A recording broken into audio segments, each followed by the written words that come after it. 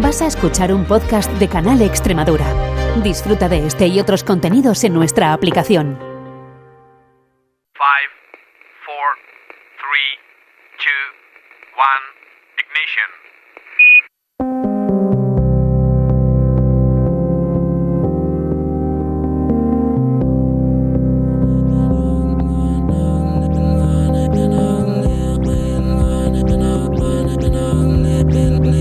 En Canal Extremadura Radio comienza Principio de Incertidumbre con Jorge Solís. Bienvenidos a Principio de Incertidumbre, el espacio de investigación y ciencia de Canal Extremadura Radio.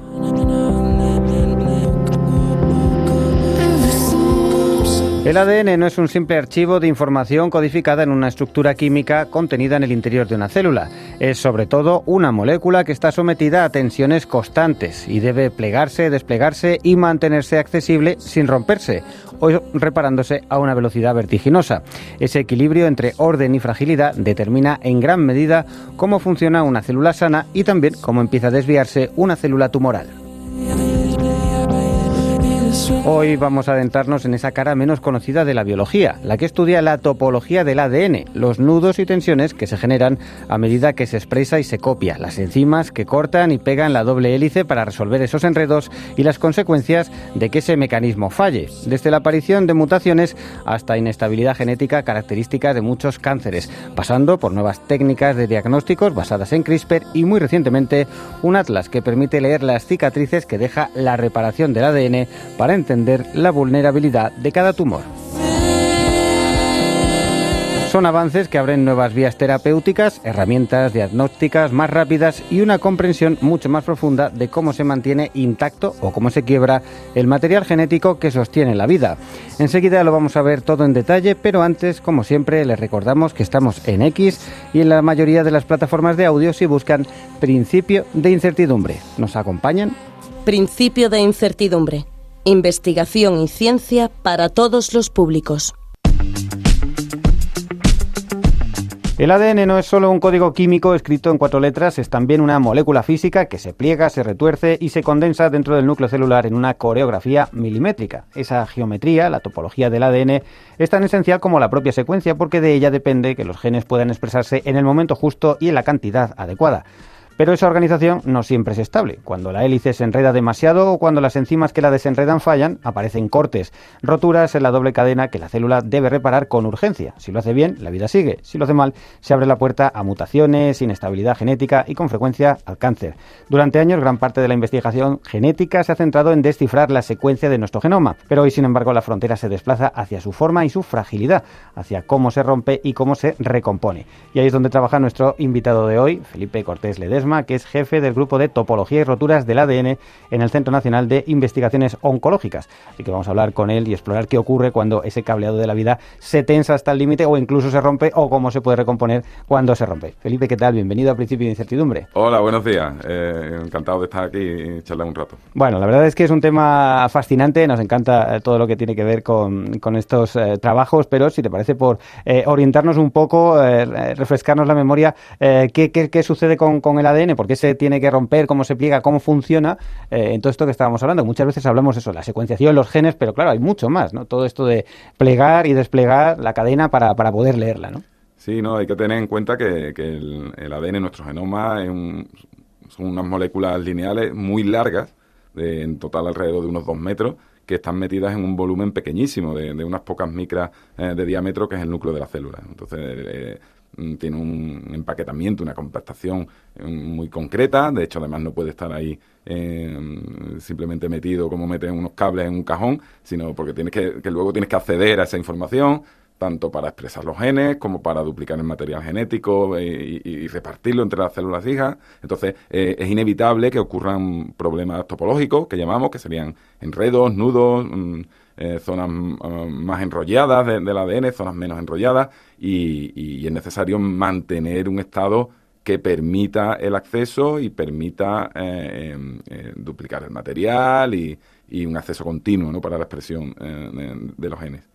¿Qué ocurre? Pues que podemos pensar que la manera más sencilla, y es la que usa la célula, de si tú quieres quitar un enredo, es cortarlo y después volver a pegarlo, ¿no? Pues eso tú tienes que hacerlo porque tienes que mantener el estado topológico de tu ADN, pero obviamente implica un riesgo, ¿no? Y el riesgo es que al realizar esto pues se pueda romper. Y estas son las enzimas que lidian con estos problemas topológicos, se llaman topoisomerasas, y todas las topoisomerasas, su mecanismo de acción es rompen transitoriamente el ADN, cortan el ADN, resuelven el enredo, el nudo que haya y vuelven a pegarlo. Pero evidentemente pueden fallar, entonces tienen esa otra cara, ¿no? Es el lado oscuro que pueden dañar el genoma generando roturas, y esto puede generar mutaciones, translocaciones, cambios en la información genética que están detrás de la progresión, de la iniciación y progresión tumoral, así como del envejecimiento, problemas neurológicos,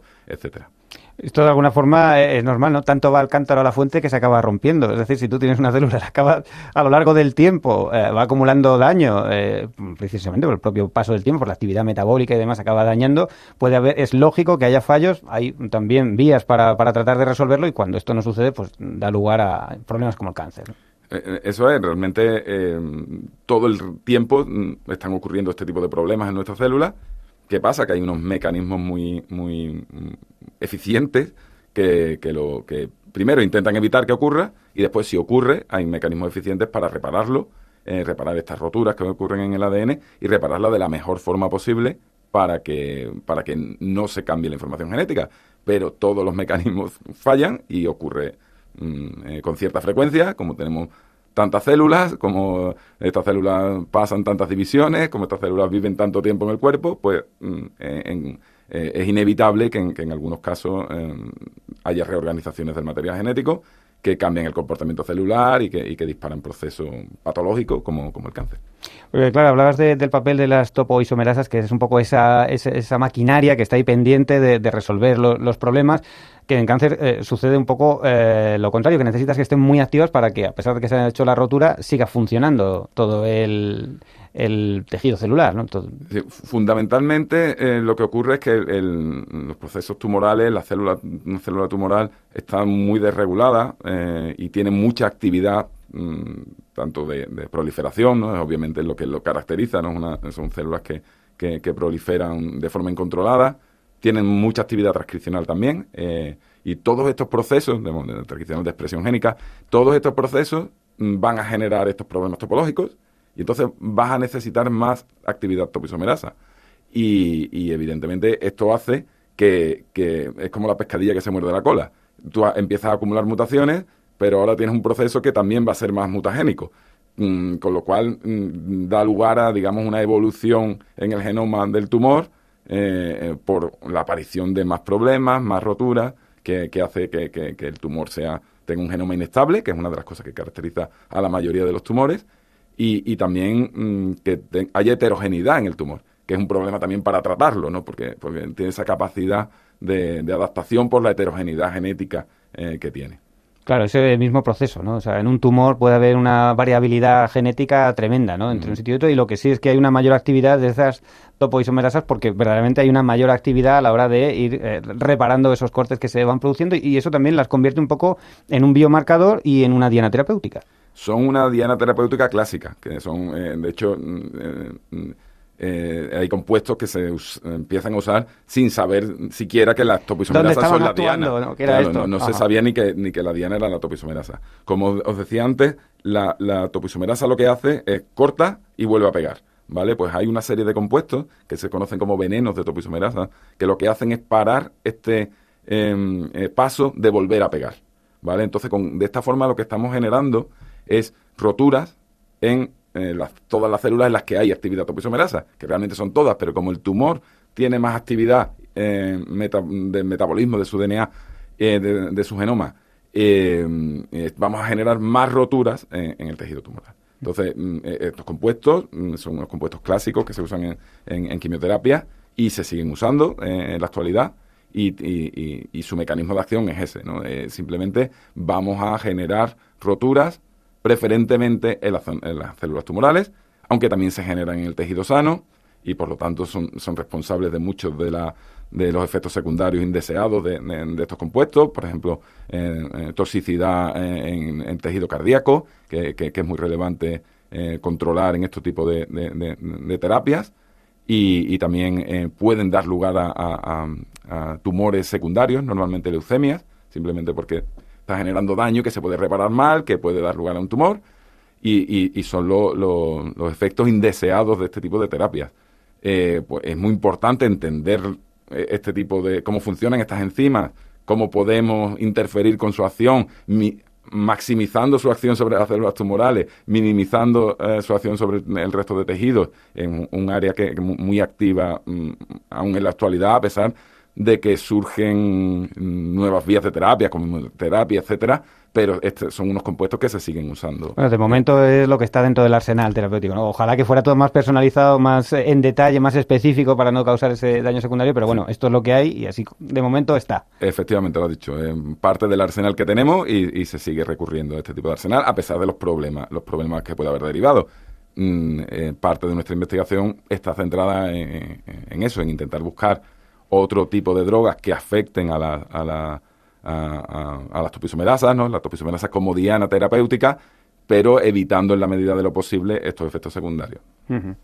Muy interesante. Hombre, así nos acabas de explicar de una forma muy comprensible cómo funciona y por qué aparecen esos efectos secundarios en la quimio, ¿no? Porque se afecta a todo el cuerpo, pero decides afectar a aquellos tejidos que están evolucionando más rápido, aunque los afectes a todos, pero en particular seguro que a los del tumor les va a afectar, aunque haya daño secundario, pero bueno, esto ya es el cálculo, ¿no?, de riesgo-beneficio. Correcto. Sí. Es lo que nos toca. Bueno, la verdad es que es muy interesante, pero claro, háblanos un poco más de cómo funciona ese sistema de rotura, porque parece, entendemos la complejidad que tiene, ¿no?, la maquinaria celular, todo eso que tiene que hacer repararse tantas veces a lo largo del tiempo, pero claro, ¿cómo saben las topoisomerasas dónde tienen que ir, cómo tienen que actuar? Parece que, porque no hay un director central, ¿no?, alguien que diga, tú ve y haz eso, ¿no? ¿Cómo saben lo que tienen que hacer en algo tan largo, tan complejo? Las topoisomerasas no están implicadas en la reparación en sí. O sea, nuestro laboratorio está interesado en este proceso, digamos, entero, desde cómo actúan las topoisomerasas, que lo que van a resolver son los nudos y los enredos en el ADN y actúan donde ocurren estos nudos y donde ocurren estos enredos. De verdad, es un área todavía bastante activa y con las técnicas nuevas de mapear en los sitios del genoma donde están actuando, etcétera, que se están desarrollando. Es un área muy activa ver cómo se regula eso y cómo decide voy a donde está el problema o me traen el problema a mí. O sea, hay muchas posibilidades ahí. Uh-huh. Es un área activa y un área en el que nosotros estamos investigando. Y después está la otra vertiente. Cuando funciona mal y su actividad da lugar a una rotura, ¿cómo se repara esa rotura? ¿Vale? Entonces tenemos abiertas esas dos líneas de investigación,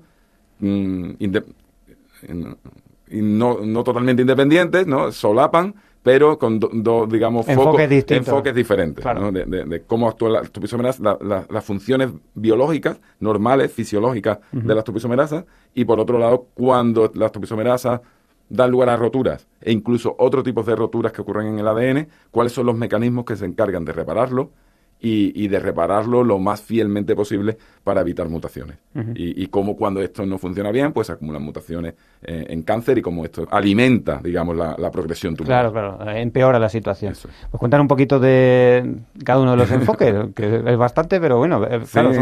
Desde un punto de vista lo primero sería más como estructural, ¿no? Sí, esto es lo que tenemos, esto es lo que hace, cómo funciona. Bueno, en la parte de la topología, fundamentalmente hemos desarrollado técnicas para medir la actividad de las topoisomerasas en los sitios concretos en el genoma. O sea, podemos tener mapas de dónde están actuando las topoisomerasas en el genoma. Y no solo eso, sino... Perdón, pero es que esto, para hacernos una idea, es que esto, claro, la célula no es la misma en todo momento. Tenéis que verla justo en el momento que está actuando, ¿no? Sí, lo que hacemos, usamos estos compuestos que se usan en terapia, que como comentaba antes, congelan la actividad de la topoisomerasa. Entonces nos valemos de eso como herramienta. Uh-huh. Entonces congelamos la actividad de la topoisomerasa y entonces miramos dónde está. ¿Dónde estaba en ese momento? ¿Dónde estaba en ese momento? Uh-huh. ¿Vale? Y lo miramos a nivel global, en el genoma entero, y podemos sacar mapas de sitios donde tiene más probabilidad o donde hay más probabilidad de que de que actúe la topoisomerasa frente a otros, y los relacionamos con expresión génica, está dentro de genes, está en los promotores que van a regular la expresión de los genes y cómo cambia en diferentes condiciones. Porque aparte también entiendo que eso lo estaréis viendo en algún tipo de tejido concreto, no en todo el organismo, ¿no? Tendréis que... Nosotros fundamentalmente trabajamos con modelos celulares. Hacemos algo también con tejidos, pero es más básico. El principio donde hemos desarrollado todo esto es en modelos celulares. Entonces son cultivos celulares en los que analizamos esto. Y después también otra tecnología que hemos desarrollado es para intentar identificar los sitios en el genoma donde se acumulan estos problemas topológicos, donde se acumula el superenrollamiento del ADN, o sea, donde el ADN acumula estos problemas topológicos, y estamos también aprovechando eso. Y tenemos la dirección del proyecto ese, una vez que tenemos las técnicas desarrolladas en modelos celulares, como te decía, es intentar adaptarlos a tratar con tejidos específicos y tumorales, ¿no? Claro. Queremos analizar si hay una relación y que podríamos explotar de forma tanto diagnóstica como quizás terapéutica entre el estado topológico del genoma de una célula tumoral y hay diferencias con un tejido sano. Y cómo el proceso de transformación tumoral en la que la célula cambia su patrón de expresión, cambia su estructura de su genoma. Hay muchas cosas que cambian y en todas estas cosas están implicadas las topoisomerasas. Entonces queremos ver si realmente una célula tumoral tiene unos requerimientos topológicos y de actividad topoisomerasa diferentes del tejido sano y que se puedan usar con un valor diagnóstico, pronóstico o incluso terapéutico, ¿no? De identificar dianas concretas dentro de todo este proceso. O sea, sería como vamos a intentar ver si las células tumorales tienen una especificidad concreta en su relación con las topoisomerasas y ahí vamos a atacar, bien para identificarlas, bien para tratarlas. Correcto, y no basadas en esta estrategia de inducir roturas, porque sabemos que eso tiene los problemas asociados al tratamiento. Entonces, si simplemente inhibiendo la actividad de las topoisomerasas, combinando la inhibición de varias en algunos tumores concretos que se vea que tienen un requerimiento topológico muy importante, inhibiéndolas sin inducir daño, podemos tratar de forma específica estos tumores. Bueno, a fin de cuentas es lo que hacía la terapia actual, lo que pasa es que siendo mucho más específico. En vez de atacar a todas, de todo el cuerpo, en todos los tejidos, voy a intentar ver qué es característico de las células del tumor y voy a atacarlas a través de esto. Correcto, identifica una vulnerabilidad en el tumor. Sí, claro, por eso necesita sobre todo caracterizarlo. Cuanto más, mejor. Eso, ¿no? Es. Y en eso estáis. El proyecto está en la base de que hemos desarrollado las técnicas. Funciona bien en cultivos con líneas celulares y vamos ahora a aplicarlo en el contexto de un proyecto de la Fundación La Caixa que nos dieron el año pasado. Vamos a intentar dar el paso de trasladar esto a algo con un valor translacional más importante.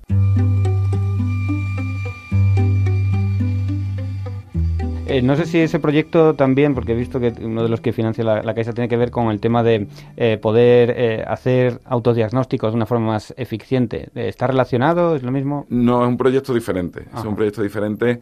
Esto es, digamos, una rama colateral del laboratorio que nos surgió durante la pandemia del COVID. Porque estuviste, no sé si llegasteis a hacer, ¿no? Un test, ¿no? Ibais a hacer vosotros. Sí, seguimos en ello y la continuación ha sido este otro proyecto financiado por la Caixa, un Caixa Impulse, que es para trasladar descubrimientos científicos digamos, a una posible explotación comercial. Y en ese momento no podíamos trabajar y solo nos permitían trabajar si era algo vinculado con el COVID, ¿no? Entonces empezamos a pensar, aprovechando los conocimientos que tenemos en biología molecular, en colaboración con el laboratorio de Luis Blanco, del CBM, empezamos a intentar pensar maneras de desarrollar test diagnósticos. Al final ha ido derivando y ahora tenemos un proyecto diferente, basado en la tecnología CRISPR-Cas para detección de secuencias específicas de ácidos nucleicos y que se pueda adaptar para el diagnóstico de cualquier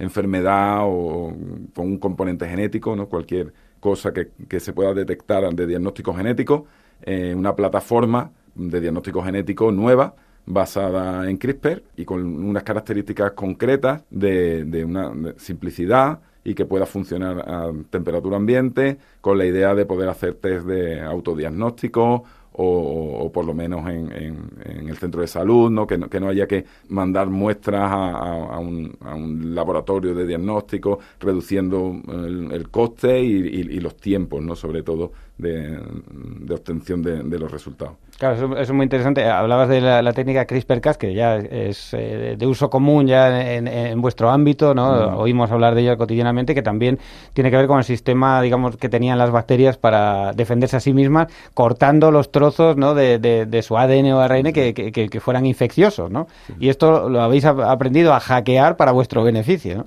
Correcto. En este caso hay dos vertientes, digamos, de la tecnología. Una es, vamos a cortar donde queremos en el genoma para provocar cambios y entonces podemos manipular el genoma como queramos, ¿no? Y eso es una parte que usamos como método en el laboratorio continuamente. Todos los laboratorios de biología molecular ahora mismo entiendo, bueno, en todos los laboratorios se está usando esta tecnología.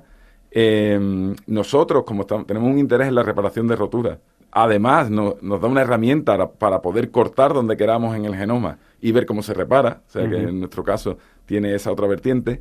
Y después, además, la otra, que es que algunas de estas enzimas Cas, cuando detectan el ácido nucleico al que tú lo programas, ¿no? Tú lo programas para que detecte la secuencia que tú quieras. Le dices dónde tiene que ir y dónde tiene que cortar. Dónde tiene que ir y dónde tiene que cortar. Pero en este caso se puede usar también para diagnóstico, porque hay algunas enzimas Cas que una vez que reconocen su secuencia, se quedan en un estado activo y ese estado activo lo puedes tú reconocer. Hay maneras de ver que se ha activado. Entonces lo puedes usar como diagnóstico. Estás lanzando una sonda. Cuando encuentra algo, ahí se queda clavado y tú tienes una técnica que te permite identificar dónde está. Eso es, pero fundamentalmente porque no se queda clavado, sino porque corta y ahora se pone a degradar todo el ADN que tenga o el ARN que tenga cerca. Entonces tú detectas ahora esta actividad de nucleasa, ¿no? Que está degradando ADN, y detectando eso puedes saber que estaba presente en esa muestra que tú tienes, estaba presente la secuencia concreta para la que tú lo has programado. Porque hasta ahora creo que la forma que tienes de buscar con las PCRs es voy a buscar lo que necesito y una vez que lo encuentro, que es mínimo, multiplícalo mucho para que yo lo pueda ver. Eso es. Y tú ahora lo que estás haciendo es vete a lo que me interesa, estropea todo lo demás que yo vea que está. Bueno, podría ser así. Sí, la diferencia es lo que nosotros hacemos. A ver, los métodos basados en CRISPR para diagnóstico se están usando, hay gente usándolos. ¿Qué ocurre? Que el nivel de sensibilidad no es suficiente. O sea, es muy específico, funcionan muy bien, pero el nivel de sensibilidad no es suficiente. ¿Qué hacen ahora mismo? Pues lo están acoplando a una amplificación previa. Tú mismo lo has dicho, con la PCR lo que hace es lo que me interesa, hago muchas copias. Muchas copias. Ya sea por PCR o por otros métodos, tú consigues hacer muchas copias. Que yo lo pueda luego ver. Que luego lo veo yo. Nosotros, y eso se está haciendo, se están acoplando las dos cosas. Pongo una preamplificación y después lo detecto con CRISPR. Y así subo la sensibilidad. Nosotros lo que hacemos es, le damos la vuelta. Lo que amplificamos es la señal. O sea, no amplificamos, digamos, la secuencia que te interesa, sino cuando Cas reconoce su secuencia, generamos una amplificación de esa señal. Y es el cambio conceptual de... Como más eficiente, quizás, el proceso. Sobre todo que no te requiere de más equipamiento. Y por eso lo podrías llevar a más centros de salud, ser más accesible, temperatura ambiente... Lo convierte en más accesible. Qué bueno. Y eso estáis en ello también. Eso estamos en ello también. Y esto sería para detectar lo que a ti te interese desde el punto de vista genético. Para hacer análisis genéticos en tu centro de salud. Cualquier cambio genético lo podría hacer, adaptar a cualquier cambio genético que quiera, simplemente diseñando, ¿no?, los guías, ¿no?, que se llaman, que son los que programan a la Cas para reconocer la secuencia que tú quieras. Pues diseñando un guía para la secuencia que tú quieras, podrías adaptarlo a cualquier test genético. Vaya, suena muy interesante, muy prometedor, muy potente. Sí, a ver si conseguimos, tú sabes, este tipo de cosas. Tienes la tecnología, ahora es probarlo en un entorno real que sea viable. Eso es lo que estamos, para lo que tenemos la financiación de la Caixa, que estamos desarrollando, está todavía en ese paso, ¿no?, de desarrollo de la tecnología, a la aplicación. Bueno, y luego también hay otra cosa que no podemos dejar de comentar, Felipe, que es ese atlas, ese catálogo genético de reparación de roturas, que es lo más reciente que acabáis de sacar y que también es algo extraordinariamente interesante y revelador, porque de alguna forma habéis podido hacer un mapa que describe esas cicatrices que van quedando en el ADN después de la reparación por cada uno de los genes del genoma humano. Cuéntanos un poco, que eso también ha sido espectacular. Sí, en ese caso, eso, como dices, es la aportación más reciente, última del laboratorio, como quería intentar un poco. Tenemos muchas cosas abiertas. Muchas cosas, vamos a separarlas por partes. Venga, vamos con lo último. Pero como te decía, estamos interesados en el proceso entero, ¿no? Desde que cómo surgen las roturas a cómo se reparan, ¿no? Y esto está muy centrado en cómo se reparan. Entonces hemos usado también tecnología CRISPR, nos ha permitido, como nos permite generar roturas donde queramos del genoma y después podemos analizar cómo se ha reparado. Pues hemos ideado una manera de poder hacerlo de forma masiva en muchas condiciones diferentes, ¿no? Entonces lo que hemos hecho es, por un lado, eliminar o impedir o mutar realmente todos los genes humanos, uno a uno. Bueno, uno a uno. Lo hacemos todo a la vez, pero conseguimos mutar todos los genes humanos. Los 20 y tantos mil. 20 y tantos mil.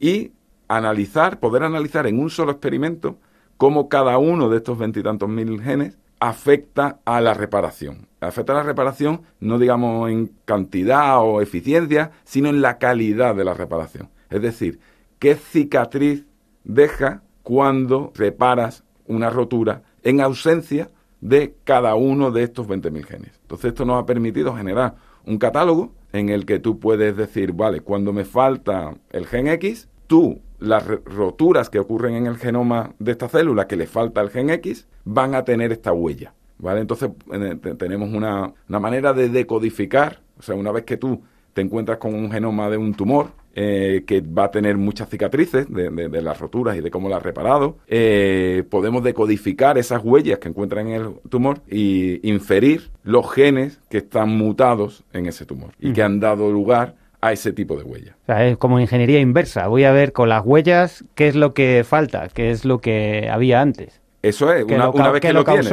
nosotros hemos generado el código y ahora es aplicar el código. No va a ser tan directo así, porque es verdad que obviamente en el tumor van a faltar muchos genes, no va a ser solo uno. Entonces, claro, esos son los siguientes pasos, pero como un primer código de poder asociar huellas mutacionales, ¿no? Huellas que encuentras, digo un tumor, pero puede ser cualquier condición. Tú encuentras una célula que tiene este tipo de mutaciones. Podemos asociar ese tipo de mutaciones a la ausencia de un gen determinado. Claro que si no, resolver ese problema sin esta aproximación sería muy difícil porque ese gen no está.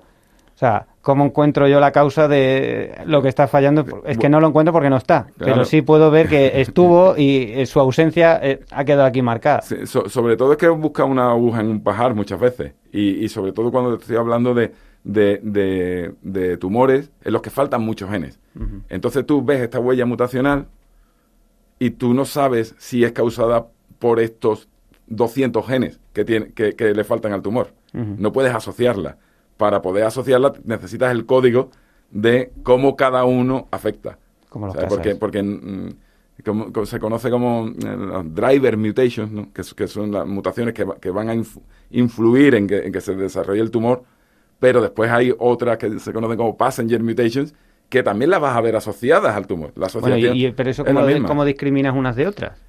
¿Porque aparecen antes, porque aparecen más, porque están más conservadas? En nuestro caso lo que podemos es saber esta huella mutacional está asociada a la ausencia de este gen y no a la de este, ni a la de este, ni a la de este. Nosotros hemos establecido esas relaciones uno a uno, ¿no? Entre huellas mutacionales y ausencia de genes concretos. Como si hubiésemos generado la tabla, ¿no? La tabla a la que tú ahora puedes irte y decir, yo encuentro estas huellas mutacionales están asociadas a la ausencia de estos genes, ¿están estos genes bien en el tumor? ¿No están? Y poder inferir esa relación. En un entorno más complejo, como es el tumor, nosotros nos hemos ido a un modelo celular para poder establecer relaciones uno a uno, ¿no? Entonces tienes esa tabla, ese código, al que puedes irte para decodificar. Ahora tú tienes el código y puedes decodificar lo que puede estar pasando en un entorno más complejo. Uh-huh. Fascinante. También te preguntaría, ¿y eso para qué sirve en la práctica? ¿Para qué uso se puede hacer? ¿Qué debilidad puedes aprender de todo eso? Por ejemplo, tú ves un patrón mutacional que está asociado a la falta de un mecanismo de reparación concreto, pues tú ya sabes que a ese tumor le falta ese mecanismo de reparación. Y podrías atacar por ahí, si haces algo con medicina personalizada. Claro, eso es, medicina personalizada. Atacarle por las rutas que tiene más activas. Uh-huh. Tienes un tumor, por ejemplo, que repara por un mecanismo concreto, porque lo estás viendo en esa huella mutacional. Pues vamos a desarrollar inhibidores o vamos a aplicar inhibidores de esa ruta que está usando, y puede aumentar la eficiencia de los tratamientos. Y eso es en la vía de la medicina personalizada. Claro, porque tú lo que estás haciendo es la caracterización de un tumor concreto, de un paciente específico, con, digamos, la huella dactilar. Puede haber cosas comunes. O sea, por ejemplo, en el artículo que acaba de salir publicado ahora, ponemos un ejemplo de un tipo de tumor concreto, que son tumores renales, que tiene una huella. Descubrimos cuál es la causa de una huella mutacional que tiene, y la asignamos específicamente a un gen. En ese caso ha sido muy sencillo porque es solo uno, ¿no? Entonces hemos sido capaces de hacerlo. Ahora la información está ahí para aplicarlo a otros tumores. Uh-huh. O sea, puede ser que haya algo común en algún tipo de tumor, y después también, pues casos concretos, de tumores concretos, un tratamiento más personalizado. Uh-huh, claro. Como terapia autoinmune, tú puedes enfocarlo a ataca aquí. En este caso sería conocer bien, o sea, a través de la huella mutacional que tú ves en el tumor, conocer las vulnerabilidades que puede tener ese tumor. Eso en el plano más de aplicación, ¿no?, que me has preguntado. Claro. En cuanto a conocer mecanismos de reparación, la cantidad de información que hemos generado es increíble, y hemos identificado nuevos factores que no se sabía que estaban implicados en reparación, nuevas relaciones entre mecanismos que ya se conocían, en rutas de reparación que se conocían, pero no se sabía bien todo lo que la conexión. Uh-huh. O sea, realmente tenemos un mapa bastante detallado y bastante amplio de todos los mecanismos de reparación de rotura en las células. Y después también tendremos esta plataforma en la que tú puedes ir, metes tu gen de interés y te dirá qué patrones mutacionales están asociados a ese gen, uh-huh, a la ausencia de ese gen. Lo que es un atlas, un catálogo completo. Eso es. Y entonces y después las aplicaciones también en la tecnología de edición génica por CRISPR. Porque si quieres corregir mutaciones concretas, porque esto está hecho con CRISPR, este análisis y este uh-huh, catálogo es de roturas inducidas por CRISPR. Si tú quieres favorecer unos cambios concretos, porque es la edición que tú quieres hacer tiene estas características concretas, puedes también jugar con inhibir ciertos genes para facilitar ese tipo de reparación y canalizar la reparación hacia donde tú quieres, uh-huh, para tener el resultado que tú quieres obtener, tanto en aplicaciones biotecnológicas y clínicas también, a lo mejor en un futuro. Fantástico. Bueno, como vemos que un tema increíble, ¿no? Va a tener mucho impacto, seguro, mucho uso. Sí, estamos muy muy contentos con cómo ha ido el proyecto, y bueno, quiero eso también agradecer a la gente que ha liderado ese proyecto. Son Ernesto López de Alba, Israel Salguero, que es extremeño, uh-huh, es de Badajoz, y Daniel Jiménez Llorente, que han liderado ese proyecto, y ha sido un gran esfuerzo, pero bueno, que ahora con la publicación del artículo tiene su recompensa. Muy bien. Bueno, pues Felipe, vamos a estar muy pendientes de cómo vaya evolucionando toda esta disciplina. Te deseamos, desde luego, mucha suerte con todos estos proyectos que tienes en marcha. Enhorabuena por lo que acabáis de conseguir. Y nada, estaremos pendientes para volver a repetir conversación contigo. Recordamos, Felipe Cortés Ledesma, que es jefe del Grupo de Topologías y Roturas del ADN en el Centro Nacional de Investigaciones Oncológicas. Hasta la próxima. Muchas gracias. Hasta la próxima. Hasta aquí nuestro programa de hoy. Muchas gracias por acompañarnos y hasta una nueva edición. Principio de incertidumbre @canalextremadura.es